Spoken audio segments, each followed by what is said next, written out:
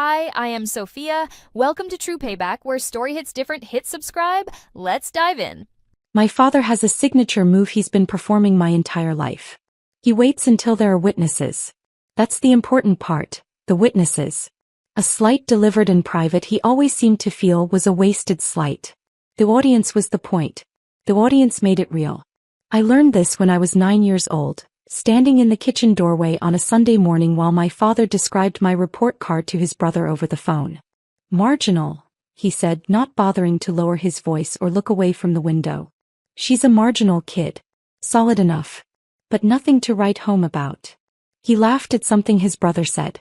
I stood there for a moment longer than I should have, then walked back upstairs and sat on the edge of my bed and decided, with the quiet certainty available only to children who have just understood something permanent, that one day I would make that word impossible to use about me ever again. Marginal.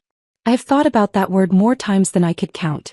In law school at Georgetown when I was 23, exhausted and surviving on 4 hours of sleep and dining hall coffee, finishing a constitutional brief at 2 a.m. while my roommate slept, I thought about it. When I passed the bar exam on my first attempt and called home and my mother said, "That's nice, sweetheart. Your cousin Marcus got promoted at the bank." I thought about it. When I made junior partner at Caldwell, Hines and Reeves at 31 and my father, visiting the city for a conference, declined my invitation to dinner because he had colleagues to entertain, I thought about it. Marginal. I kept the word. I kept it the way you keep a stone in your shoe on a long walk. Not because you want it there, but because eventually it stops being a distraction and starts being a reminder that you are still moving. My name is Diane Reeves Okafor. I am 38 years old. I am a senior partner and co-founder of Reeves Okafor LLP, a public policy and government affairs law firm headquartered in the state capital, with a satellite office in Washington. We have 22 attorneys on staff. Our clients include 3 Fortune 500 companies, 2 federal agencies, a regional hospital network, and for the past 6 years, the office of the governor of this state. I have been the governor's chief legal counsel since before he was governor. I met James Harrington when he was a state senator with a reputation for doing things correctly and losing elections because of it.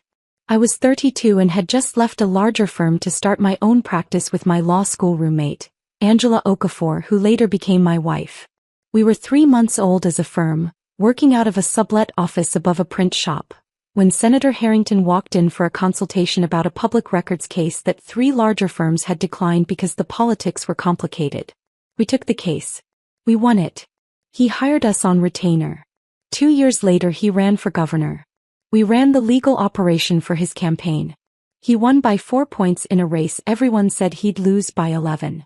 At his inauguration he made a joke in his speech about how his legal team had told him the law didn't technically require him to wear a tie, but that they'd advised him to wear one anyway for optics. 500 people laughed. Angela squeezed my hand. Afterward, at the private dinner, he pulled us both aside and said, "Whatever I become in this job, you two are part of why I got here." Then he looked at my daughter Zora, who was 3 years old and asleep against my shoulder in a party dress she'd been furious about wearing, and said, "She's going to run something important one day. I want to be there when she does." 2 months later, James Harrington became Zora's godfather. My parents do not know this. My parents do not know most things about my life because I stopped offering information to people who used it as ammunition. My father, Harold Reeves, is 64 years old this October. He is a retired regional manager for a logistics company, a man who peaked professionally in his mid-50s and has spent the decade since constructing an elaborate mythology around that peak. He belongs to 2 civic organizations and a golf club and describes himself at dinner parties and family gatherings and any other available moment as someone who built something from nothing. He is not wrong exactly. He did build something. He worked hard and provided for his family and put 2 children through college, and that is genuinely worthy of respect. What he cannot tolerate is the possibility that someone built something larger. Particularly his daughter. My brother, Derek, figured this out before I did and adapted accordingly. Derek works in commercial real estate, does reasonably well, and has spent 20 years telling my father that every deal he closes was inspired by Harold Reeves's philosophy of disciplined risk. My father beams when Derek says this. He does not beam in my direction as a general rule. I stopped adjusting my life to try to earn the beam. My mother, Patricia, is a different kind of complicated. She loves me, I believe that genuinely without qualification. She also cannot survive my father's disapproval, and so she has spent 40 years choosing the path of least resistance, which has required her to occasionally step directly on me on her way there. She doesn't mean harm. He causes it anyway. The two things can both be true. Angela has always had a cleaner view of my family than I do. Your mother is a woman who got trapped in a smaller life than she deserved, she told me once. And your father is a man who needs to be the biggest thing in every room. Neither of those things is actually about you. I know she's right. I have known she's right for years. Knowing a thing and being free of it are not always the same. The birthday dinner invitation, or rather the non-invitation, arrived 4 days before my father's 64th birthday, via a group text that somehow included every family member except me, and a direct text from my mother that said, "Dinner at Meridian Grill Saturday at 7. Your father wanted to keep it to close family and a few of his colleagues. You know how he gets about his work people. Hope you have a nice weekend." I read the text twice. Then I put my phone down and went back to the deposition transcript I'd been reviewing. Angela read it over my shoulder from the kitchen doorway. She said nothing for a moment. Then, "Meridian Grill." "I know," I said. "That's James's restaurant." "I know," I said. Meridian Grill is not, technically, owned by Governor James Harrington. It is owned by his college roommate, a restaurateur named Ben Achabe, who has been one of my clients since the year we opened. But James has a standing reservation at table 4, the corner table by the south window, widely considered the best table in the room, every Saturday evening when he is in the capital and not otherwise committed. He has held that reservation for 11 years. He has never, to my knowledge, cancelled it without calling me first to make sure I didn't need it. He had not called me, which meant he was planning to be there. I texted him, "Saturday at Meridian. You have the table?" His response came in 4 minutes. "Always do.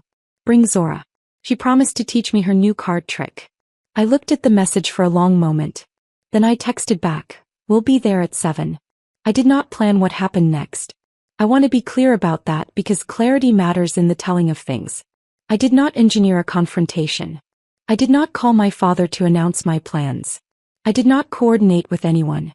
I simply accepted an existing invitation from an old friend who happened to be the governor of the state, to have dinner at a restaurant my father had chosen for his birthday party. A restaurant where I was a regular guest and my family connection ran 4 layers deeper than his. What happened next was not a trap. It was just geography. Zora was 5 years old and furious that she had to wear her fancy shoes, rather than her light-up sneakers. She made her case in the car with the focused intensity she brings to all negotiations, citing 3 separate precedents from previous dinners where sneakers had been deemed acceptable. And when I declined to rule in her favor, she folded her arms, looked out the window and said, "I'm going to tell Uncle James about this." I told her that was her right as a citizen. She considered this briefly and then laughed, because she cannot maintain a grievance for more than 45 seconds, and this is one of my favorite things about her. We arrived at Meridian Grill at 7:15. Ben Achabe met us at the door himself, kissed my cheek, crouched down to tell Zora she looked completely magnificent, and escorted us to table 4. James was already there. He had loosened his tie, which meant he'd come directly from something official and was in the process of becoming a person again rather than a symbol. He stood up when he saw Zora, opened his arms, and she crossed the room and climbed him like furniture, which is her standard greeting for her godfather and which he facilitates completely without dignity, and which is one of the reasons I trust him. "Card trick," he said immediately.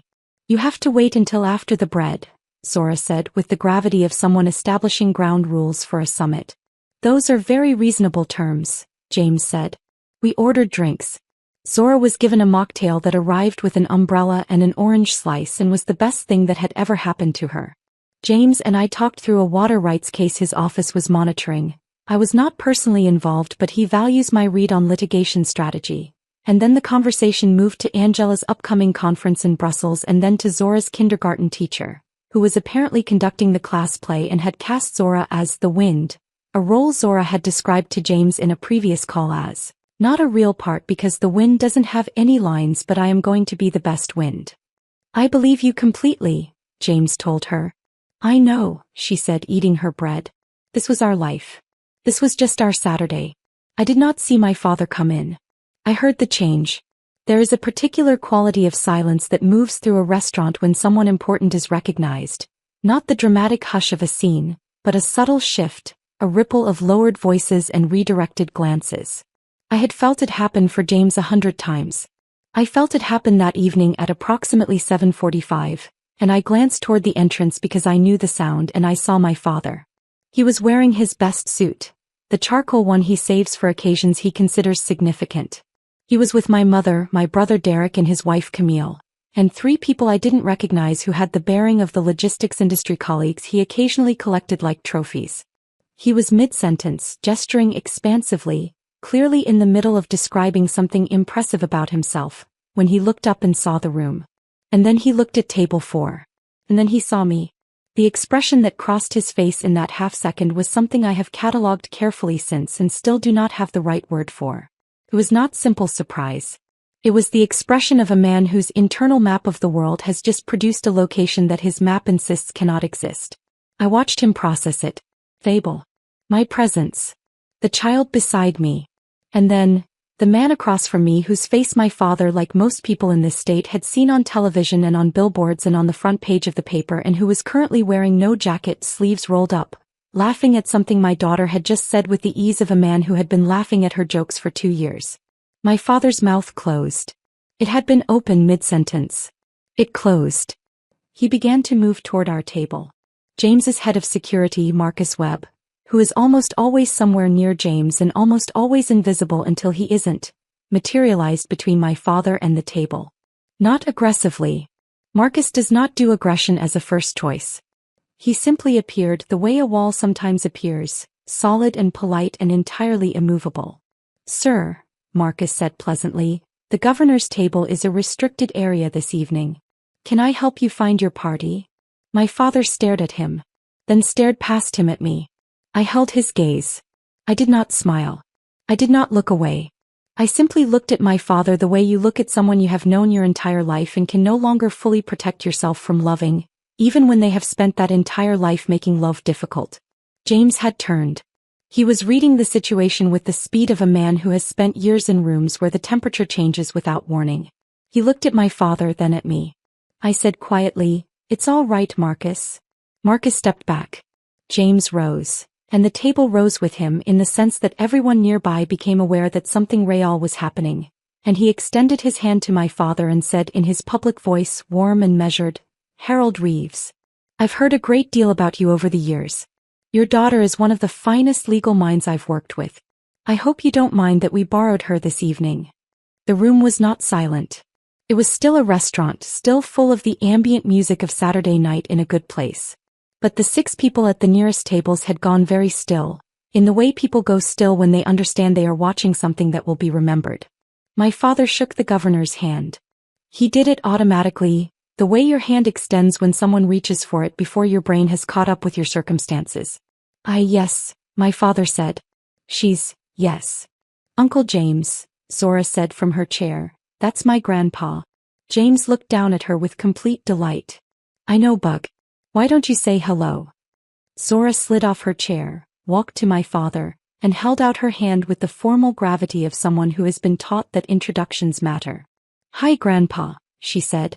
"This is my godfather. He's the governor. Did you know that?" My father looked down at his granddaughter, whom he has seen perhaps 4 times in her 5 years, because my parents and I have not been close and because I have not brought Zora to events where I expected her to absorb the ambient temperature of their disappointment in me, and something in his face shifted for a moment. Not enough. But something. "I didn't know," he said. His voice had lost its volume. "It's okay," Zora said charitably. "You can sit with us if you want." He did not sit with us.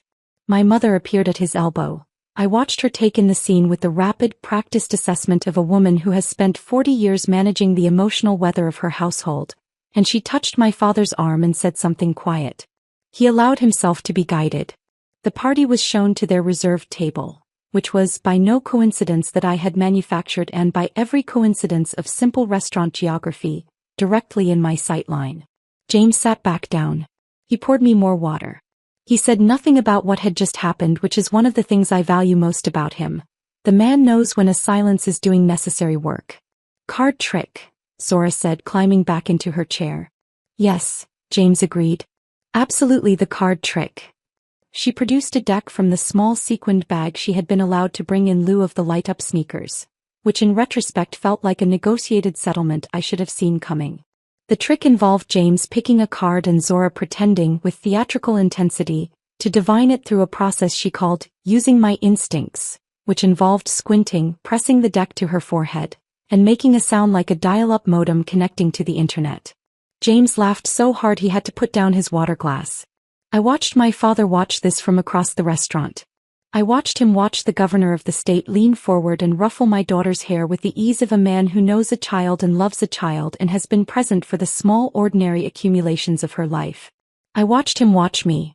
My posture at that table, the way I talked to James, the way the waitstaff moved around me with the specific attentiveness reserved for people they know by name and preference. I watched him see me. Possibly for the first time. The dinner ended the way good dinners end. Slowly, without anyone wanting to be the one to call it. James had a morning event and needed to leave by 9:30. He said goodbye to Zora with the seriousness of a treaty signing, shook her hand, told her the card trick needed one more week of development before it's ready for a Senate audience, and kissed my cheek. Ben came out to walk him to the door, which cleared the path for 2 minutes of conversation between just us at the table while Marcus and James's other aide moved ahead. Your father has wanted to say something to you since he walked in, James said, putting on his jacket. I know. What do you want to happen? I thought about it. Nothing dramatic, I said. I don't need anything from him tonight. I just needed him to see. James nodded. He saw. Pause. How are you actually? I'm good, I said. And I meant it. I was good. That was the thing that was most true about that evening. Not the reversal, not the moment, but the fact that I had arrived at a table where I belonged and sat with people who loved me, and my daughter had performed a card trick for the governor, and I had felt for 3 full hours, like exactly who I was. I'm genuinely good. Angela's still in Brussels until Tuesday? Tuesday evening. Tell her I said the conference better not steal her back. I need her on the Hartford brief.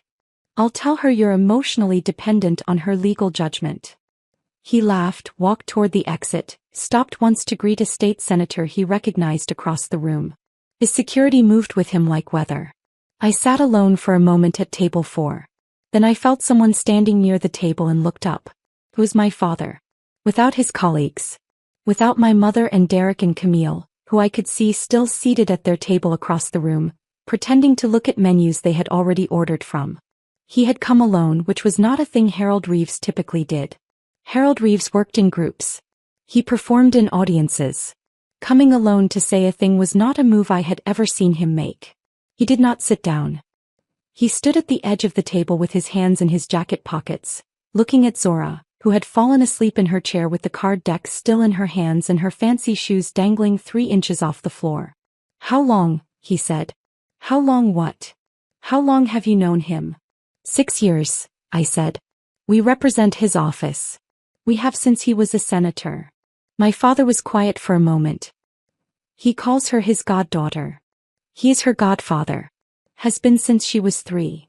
Something moved across his face. Something that might, in different light, have looked like the particular grief of a man realizing the distance between where he is and where he chose not to be.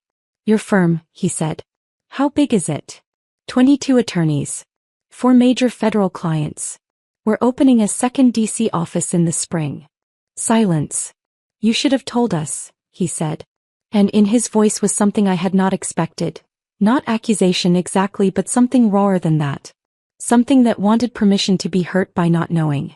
I looked at my father for a long moment. I thought about the 9-year-old girl in the doorway. I thought about the phone call I'd made from Georgetown at 2 a.m. just to hear a voice, and he hadn't answered and I hadn't called back. I thought about every dinner where I'd tried to tell him something that mattered and watched him redirect the conversation to Derek within 45 seconds.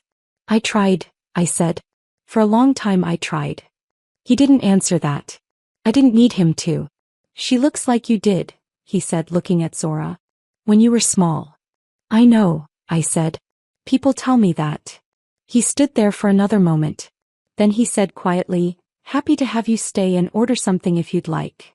I reached past Zora's sleeping form and picked up a menu and held it out. It was not forgiveness. It was not a healed wound or a reclaimed relationship or a Hollywood ending. It was a menu. It was 1 degree less distance than there had been before. It was the smallest possible motion in a direction that might, over years, become something. He took it. He sat down. Across the room, my mother had turned in her chair and was watching us. I did not look at her for long enough to read her expression. I looked at my daughter, asleep with her cards, her fancy shoes swinging gently in the air. I looked at my father, who was studying the menu with the careful attention of a man who has just discovered he does not know the restaurant as well as he thought he did, and who is trying to learn. My phone buzzed. Angela from Brussels. How's dinner? How's my girl? I took a photo of Zora asleep with the cards and sent it without a caption. 3 seconds later my phone showed Angela's response. Just a string of hearts, which is as articulate as either of us gets about the things that matter most. Outside, the city was doing what Saturday cities do, moving and glittering and being entirely indifferent to the small private revolutions happening in its restaurants. The governor's motorcade had already moved on. Table 4 was just a table again. My father ordered the salmon. We didn't talk much, but we talked. 3 weeks later my mother called. Not a text, a call which she reserves for things she has rehearsed. Your father would like to come for Zora's birthday, she said. If that's all right with you. I looked at my calendar. Zora's birthday was in 6 weeks. Angela and I had been planning a small party. Zora's kindergarten friends, Angela's sister and her kids. James and his wife had said they'd try to stop by if his schedule allowed. That's all right with me, I said. Pause. I'm sorry, my mother said. For Saturday. We shouldn't have. Mom. I stopped her. Not because I didn't want to hear it, but because I knew if she started she would perform the apology rather than feel it, and I didn't need the performance. Come to the birthday party. Bring your good shoes. James will probably be there. A longer pause. The governor is coming to my granddaughter's birthday party. Her godfather is coming to her birthday party, I said. Yes. I heard my mother exhale, and in the exhale was something I recognized.